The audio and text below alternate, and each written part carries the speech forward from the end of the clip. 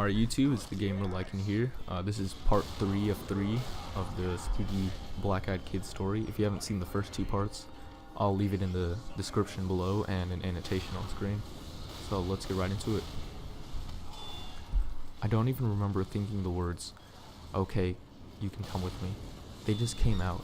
The talkative boy smiled and he reached to take my hand. The flight or fight response hit me so hard it was like a physical punch to the stomach. I recoiled at the sight of this little monster trying to take my hand. Before I even realize it, I'm running down the beach. I'm sprinting away from the little bastards and my car as fast as I can. I don't look behind me. I don't know if they're following me or not, and I don't want to know. All I know is that I need to run faster. I'm in decent shape, but given any normal circumstance, I would never have been able to run as quickly for so long on a beach, with my 50-pound backpack, of course. My headlight bouncing up and down. I see an offshoot trail leading from the beach into the woods. Without much thought, if any, I take into the trail and head into the woods. My senses finally returning to me. I jump off the trail and move little ways into the wood. I turn off my headlamp and lie down among some tall grass. I watch the trail, waiting to see the kids following. I waited, in the rain and cold, for God knows how long. A couple hours at least. No kids. The cold was slowly creeping in. I wasn't sure if I was shivering because of the adrenaline, the fear, or the cold. But what I do know is I was starting to freeze. It was fucking cold as shit. I had 2 options. My tent or the car. The car meant safety, it meant home. However, it also meant that I was gonna have to walk a mile and a half in the dark with God knows or who or what waiting for me. The tent meant warmth and it meant shelter from the elements, but it meant exposure from the kids. Like, if the kids knew I was camping, if the kids knew I was hiking, they'd also know I was camping, right? And what's a tent gonna do? They would rip it to shreds in a second. I had chosen the lesser of the 2 evils. I chose the tent. I just couldn't force myself to go back along the wooden trail. And I was sure as hell wasn't gonna go back along the beach. I crossed my fingers and I prayed that the little bastards didn't know where my tent was. I got up, found the trail, and went back to my campsite. I didn't make a fire because that would obviously alert the kids where I was. And I circled around the campground, a wide circle around it, looking to see if any other campers or the little devils came. But there's no one. So I went into my tent and I started taking my clothes off because they were cold and wet and it was freezing. And I had a pack leaning against the tree about 15 feet away from my tent. Inside were clean, dry clothes sealed tightly in a wet bag. However, now that I'm inside my tent, I'm not going out there, like God knows what's waiting for me.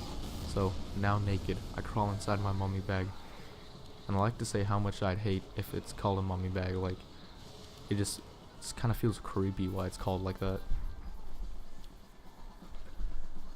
So I waited another 20 minutes or so and I'm lying there wishing so much that I had that bottle of whiskey that I left in my car. The rain plays against the leaves of the trees, and the wind creaks the branches. Under the best of circumstances, this is a night where a person's mind can get away from them. For me, it was utter terror. My imagination made every creak, every howl of the wind into something sinister. As the hours passed, my adrenaline faded. I felt immensely tired. I wanted to go back to sleep. As I was drifting off, I thought it was a nightmare. I heard a voice say something. I thought I was dreaming. Then the sleep cleared from my head, and I realized I was awake. It was still night, and the storm was still biting. "Help us!" an unmistakable voice said. I couldn't help it. It was a gut reaction. I screamed. I lay naked, my mummy bag zipped up to my chin. I was completely helpless. I felt like a newborn baby, my fate completely held in the hands of others. "Please let us in." "No!" I screeched. And then again, "No! It's so cold. Please let us in, mister. We're freezing."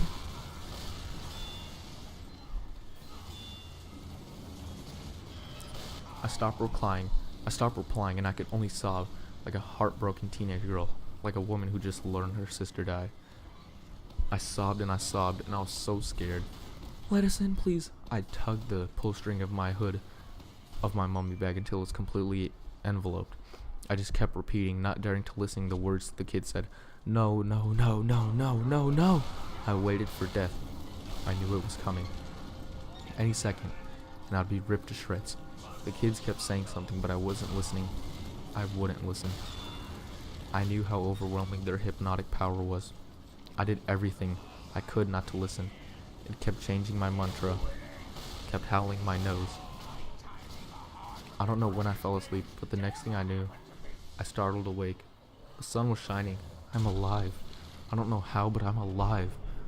I look around my small tent and I don't see anything amiss on the inside. It takes me several minutes to gather up the courage necessary to unzip my tent fly.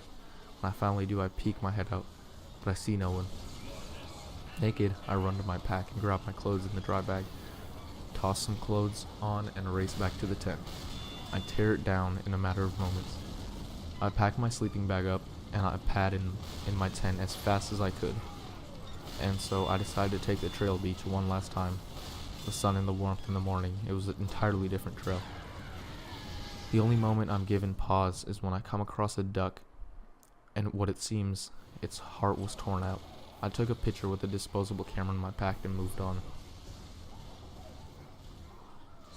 I arrive at my car and find it unmolested. I get in and drive home. It's been almost 2 entire months since this happened, but I still remember it all like it was yesterday. I haven't gone camping since. I don't know if I'll ever be safe. I don't know if I'll ever feel safe hiking again. Maybe I'll go camping sometime again in the future, but I'm bringing a friend. No more going it alone.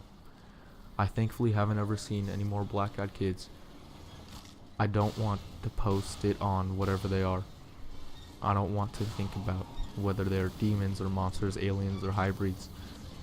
I was interested at first. I did some research because I wanted to know if I was going crazy or not. I don't care what you think they are. I don't care why they are. I just want to know that I wasn't the only one who had this experience.